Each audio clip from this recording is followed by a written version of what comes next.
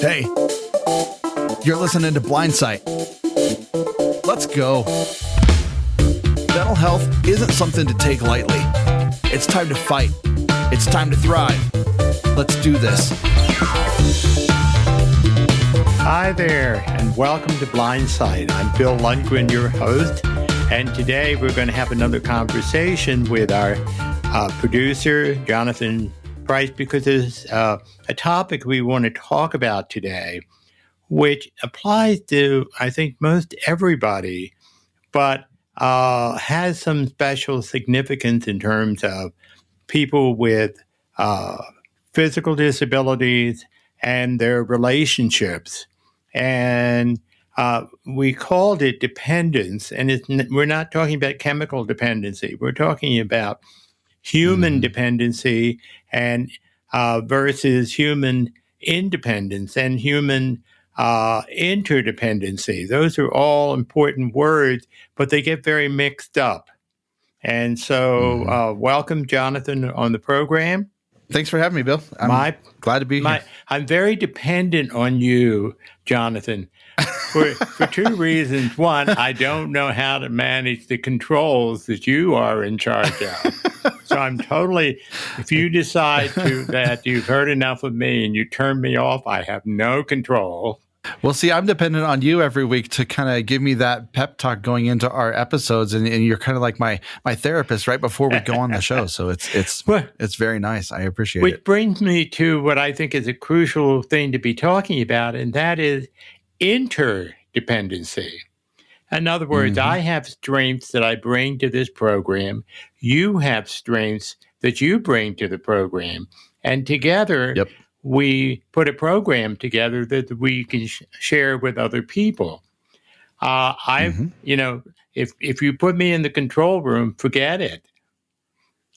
And you're very good at interacting with me and kind of getting me to talk about the different things that we do because you have experience. You're not a therapist, so maybe you should have been.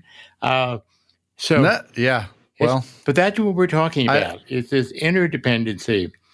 The controversy, and one of the reasons I'm bringing it up is because with people with physical disabilities, there is an assumption on the part of those around people like me that they have to take charge. And they don't even ask. They just, it's like before I had a dog, I could be standing on a street corner trying to decide which direction I want to go. And I have my white cane, and a little old lady will come along, grab me by the arm, and drag me across the street when I didn't intend to cross the street. And I don't want to take the white cane and beat it over her head. I think that would just not make me look good. But there's a desire for that. I just had that image of you beating this little old lady with a white cane. It's just a really funny image. Well, in a way, it's not funny if you're in a situation where somebody is taking over for you and not asking. Right. Sure. And one of the things, I've had guide dogs for, I think, something like 30 years. And when you have a guide dog, you're not supposed to let him or her relieve themselves in harness. So you got to take the harness off. And after the dog finishes, you put the harness back on. And invariably, somebody comes along and I'm putting the harness on. And I've done it thousands of times. And they say, "Do you need help?" I hate the word "do you need help" because it is stating a one-down position for me. I'm helpless. That person is going to save me. And my usual response is, "Oh, I'm beyond help." And that usually cracks people up, which then moves to a more equal arrangement between the two of us. And I can say, "No, I'm fine," or if I do need help, yeah, I'm having a little trouble with this. Would you help? Uh, the question being in terms of our keeping control of what other people do to and for us. And one of the things, particularly for people who develop a disability later in life, there is a catastrophic feeling when that happens, like blindness. Right. Yeah. And we go instantly into the mode we can't do anything.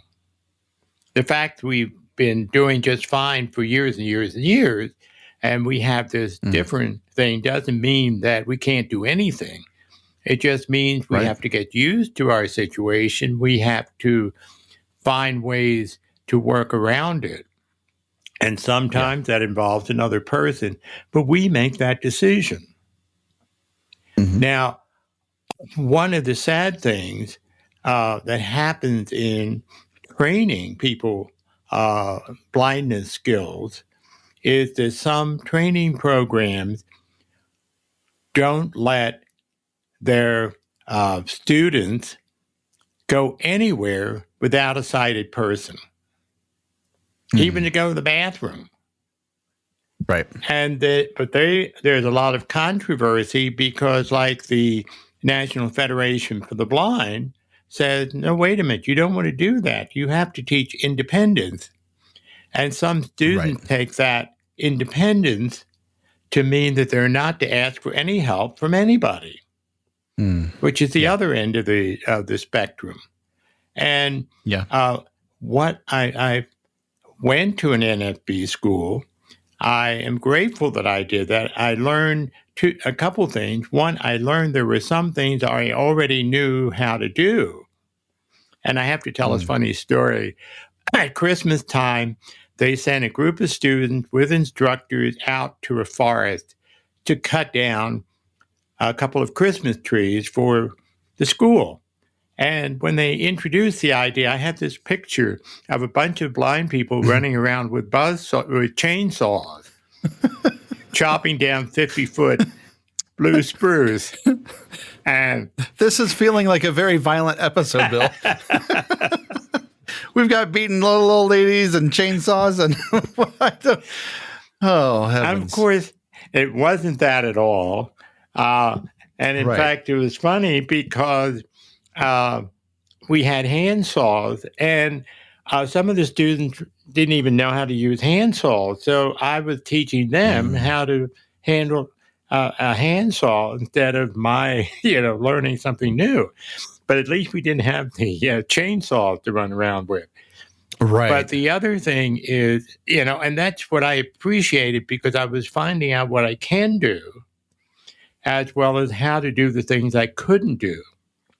And the fact is that there's some things I can be very independent about, but there's some things when I have to ask some assistance. And there are some things which I know that I can do independently, but I don't have time.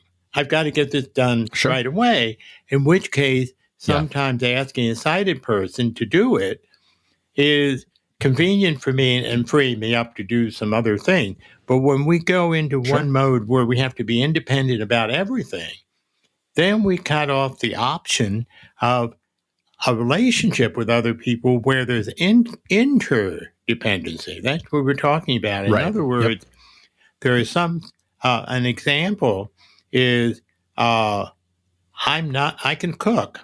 I can be a very good cook, but I'm not that wild about it, like some people are. They just, they just love cooking.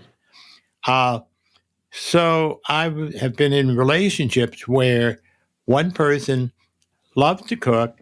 They hate cleaning up after me, after I've done some cooking, because I tend to be a little sloppy. Not because of my sight, but just because I'm so concentrated on cooking and so forth. But so that person may hate to clean up afterward. So I'm fine with cleaning up. I know how to clean up. I know how to know when a kitchen is clean. And I can put on earphones, listen to music, or the news while I'm cleaning up. Mm-hmm. And, it's fine. That's what I call interdependency. And sometimes when people do favors for me, I keep it in mind to invite them to a play that I go to. I always get extra tickets so I can take somebody in a way to thank, but also to build relationships. And this is and but I remember when I left the training center, and I met somebody who was really enamored of me for reasons I still haven't quite understood. But anyway, that's my own thing about me. And I thought, oh, no, I can't do this. The school has taught me to be totally independent and not to let anybody take over, and then yada, yada, yada, yada. And fortunately, the person hung around, till I calmed down. Oh, yep. And we had a wonderful relationship.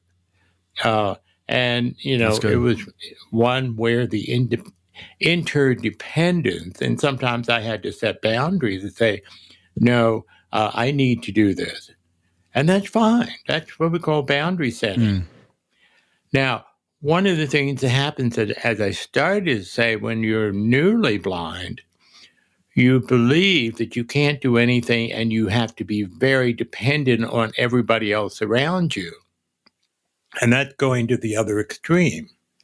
And that's where it's really helpful to get some training or some way of finding out what you can do, because you've got to sort that out. Because you're not totally without any ability at all. Right. But you have to find out what that ability is. And, if you want to be, if you were once drove an 18-wheeler, that's not really going to be your career after you've completely lost your sight. But what other strength do you have that you can emphasize to replace something that you've lost? You have to mourn the loss of that particular thing that may be part of your identity. But that doesn't cut you off from all the other things that you may have thought of doing or may have been doing already that you now, can rely on as part of your self-identity and in a sense of usefulness, which we all need. Now, the flip side for that is that if we're in a relationship with someone, and particularly if we get into a relationship where you're dependent on that other person, then there's that magic word, control. And again, that happened to me after I lost my eyesight. I got involved with someone who said, I will take care of you. You don't have to worry, whatever.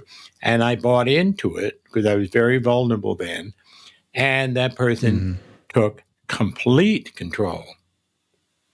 And, it was like, and I was getting madder and madder. And yet I realized as I look back, that was the nature of the relationship. In order to be in that relationship, I had to give up control. And I've as a therapist, I've worked with couples where someone is an alcoholic, and the person gets sobriety and starts wanting to assume a portion of the control of the relationship, and the other person who wanted the person to get the first one to get sober, then gets very uncomfortable. Right. And in cases that I've worked with, divorced, and I hear through the grapevine the person married another alcoholic because they did not like giving up the control they had when their partner was an alcoholic. And this is the dynamics of the relationship. And I think one of the things that concerns me is that programs who which work to help people with disabilities to assume independence, usually don't have a family program to help the other people in the family get used to this new idea of the person having some independence, or shall we say interdependence, instead of dependence on the relationship. And because it is a learning experience for both when you learn how to be independent. It's a learning experience for the partner or for other family members to step back. There's a lot there that I want to kind of go back and touch on. You mentioned the term help. That's a word that you don't particularly like, and I understand that. And I'm gonna push back on you if I can for a minute and say there can be an element of needing somebody's help and not necessarily you yourself, but sometimes when you have the word help, there is a sense of duty and honor that comes, at least in my life, when I think of I want to help somebody or I need help. It's a place of humility, and it's a place of you have a strength that I do not have in the present moment that I may need to tap into for a second or an hour or a day or a season of life. And to be okay with the word itself, help, doesn't necessarily mean that you have to demean yourself or put yourself at a lower position so that they can be higher. Right. There is a sense of self-worth and self-gratification and self-awareness that comes from being able to acknowledge the fact that you need help, being able to say, I need somebody to help me with XYZ, and to walk me across the street, to help me get a can off of a top shelf, to open a jar, to, change my oil, because you need help. Every single person needs help with something. Yeah. But if you don't like the word, you can change the word to something that makes it feel a little bit better. I don't know. Well, assistance is the word that I like better because that's more equal. That doesn't assume that I'm one down. Said, can I?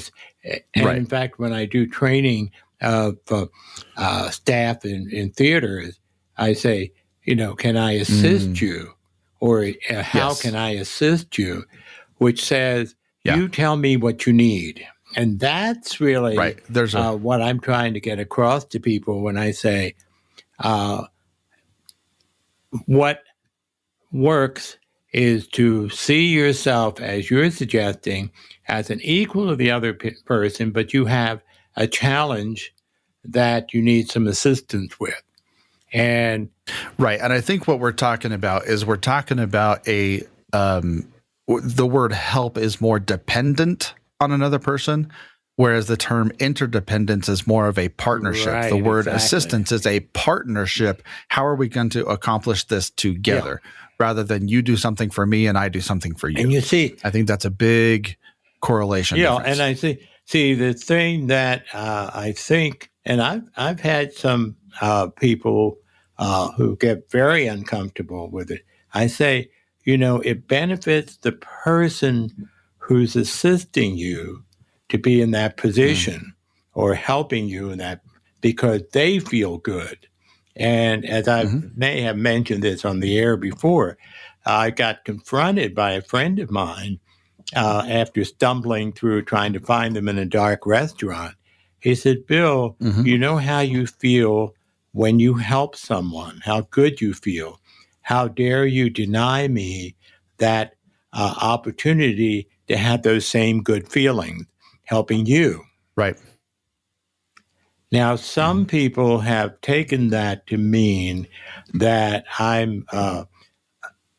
we shouldn't be asking for help to help them feel better. We should be doing it. We should be independent and helping ourselves. And that's a little bit stretching beyond what we're talking about in terms of saying, okay, we as human beings have survived by helping one another, by forming social groups, by, the lone wolf runs into trouble in the human species. And so that we have to always work together to get something done, but we have to work together as equals. It's when somebody sees us because of a disability as being less than, that's where the relationship gets a little offhand. And in the relationship I mentioned, the control, that is not part of an interdependent, comfortable relationship. Right. And sometimes we, on the other hand, the person who may have a need, the danger is that we can be manipulative and say, oh, I can't do this, when really we can perfectly well do something. We just don't feel like it. And sometimes I don't feel like doing something. And I'm just grateful when somebody says, hey, do you need a ride or whatever? It's wonderful. And that's, that to me is crucial. That we say, okay, and I know what I'm doing. I know that I'm capable of getting myself to place A or B, but I appreciate having somebody, and it does two things. One, it enables me to spend some time with that person while they're taking me someplace, and which is a lot of fun. But also, I'm not having to deal with Uber drivers who won't pick me up because I have a dog. And I can get there. I can know that I'll get there on time and whatever. And so that's a convenience to me. And I deserve to have some conveniences like anybody else. But the issue is when the dynamic is you've got to be independent no matter what. Or, in other words, go in the extreme, independence or dependence. That's not a good place to be. But when we feel confident that we can do things and somebody says, hey, I can do that for you. And we say, yeah, I really would appreciate that. But it's not taking anything away from us. No, it's not. And man, the polarization of dependency is rampant, not only in the blind community, but in life in general. There's the phrase, pick yourself up by your bootstraps. Right. Well, it's time to cut the bootstraps. I mean, for real. Yeah. Because if I'm stuck in a mud pit, I'm not going to try to get myself out. I'm going to need some help. Right. Yeah. And over the last, 2-3 years, I have needed help. And I have gone through a lot of life changes and a lot of life circumstances. And I've needed, the men in my life who have supported me and loved me. I've needed my family. I've needed my kids in some way, shape, or form. And there's a beautiful thing that happens when you become healthy dependent on somebody in a given season, or you are allowing yourself to say, I do need that help. I do need that assistance. But then there's also a time when you can say, I'm excited to finally help somebody. I'm excited to give assistance. Right. I'm excited to do these things for other people, for relationships. And it's truly understanding yourself well enough to say, I know I have these blind spots or I have these weaknesses. This person can help me in that weakness because I can help them in their weakness. Right, exactly. Now you see, when you mention your kids, now there just by the nature of the relationship, there's a lot of dependency that kids have on their parents because they're inexperienced, they don't know, and the parents have to.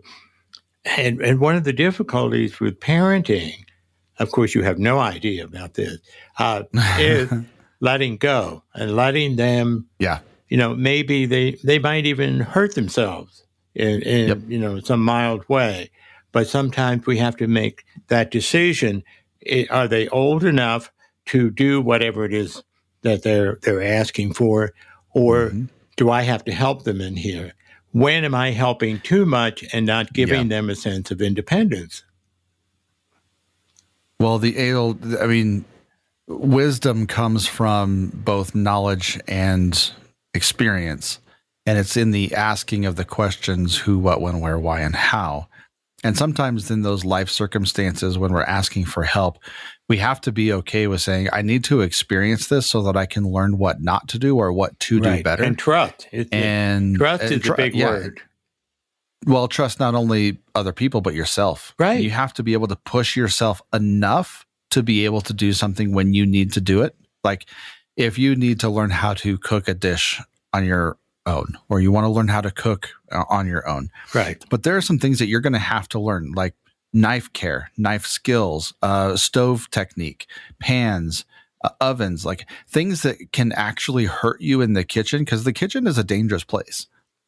But you can take classes. You can do those things to prepare yourself and better equip yourself for living on your own and having that self-dependence or self-reliability in the kitchen. But if you have somebody who is sighted or who is blind who likes to cook and they have all those skills, then go for it. Sure, absolutely. And that's the fine line. There are some people in this building who have some skills, particularly around technology, that I'm learning. And so I don't hesitate to call up and say, hey, I'm having trouble with this. What am I supposed to do? And all they're doing is just teaching me so I don't have to call them again. Right. And, because it's a gap that I have. And, I want to learn. But you see, you might also turn everything over to somebody, and then they can't, for some reason, all of a sudden they can't do it for you. And you're then lost because you haven't learned while they were helping you how to do something. Teach a man to fish. Yeah. It's that phrase, teach a man to fish, and he'll be able to feed himself for the rest of his life. And I think it's the education aspect of it that can become really important, especially when you're learning new skills like technology and cooking and orientation and mobility and all those things. You have to be able to say to somebody, I don't necessarily need your help with this, but I would like to learn from you on the ways that you do something else. See, and too often, again, it's the other person. They say, I don't have time. I can just go ahead and do it. You don't have to learn it. And you have to be sometimes very assertive and say, yes, I do, because sometimes you're not going to be around. Right. And so I need to learn this. And sometimes we may slide into, well, I'll learn it at some point. No, you need to think about that, because that person will not always be around. And then what do you do? Yep. So it's I can't say to anybody, you must do it this way. What people have to decide, okay, what is it that they need? How do they get the information that they need to carry it out? And also, when do I need to be independent and when do I need to be interdependent? Yeah. Yep. And it's a difficult balance, and people, depending on their basic skills, may have to draw the line in a different place than someone else. But that's where we learn to respect and understand ourselves, to know where the limits are and what we need to deal with the limits, and to know that I don't have to do everything. I may need to know how to do most things, but I don't need to do everything just for the sake of being independent and, this kind of stuff. Right.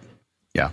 And that's a very that humility. It's that humility versus arrogant. Yes. Debate. Yes. And it's a matter of, we don't lose anything by letting someone help us. We, in fact, can in many ways benefit both of us. Yeah. But we have to understand, we also have to be clear with the motivation of the other person. Do they want to be in charge of me, or are they willing to, to listen to what I tell them I need, or to ask more than anything else? Yeah. What do how can I assist you? or do you need help, Right. or whatever words you use, so that it's a two-way relationship rather than one-way relationship. Boy, my head's spinning. I like that. It's a lot of good stuff. Yeah, it's a topic we don't talk much about, but is so important to our mental health. Yeah. Because we feel good about ourselves if we know how to do things, and we know that we have some control over what the other person does. In other words, the control is not a matter of somebody taking over, but someone just asking us how they can help us. I hope this has been a helpful program for people, as always. Know that if you want to give us feedback, we'd love to have your feedback and your questions.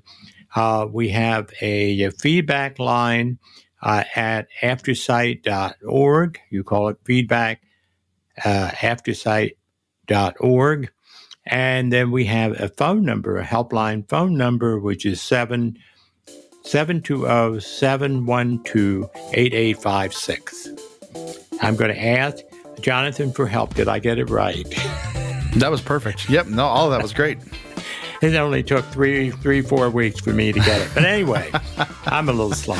But anyway, it's good to have you here. We look forward to hearing from you. We look forward to you connecting with us again at the next program. Take care.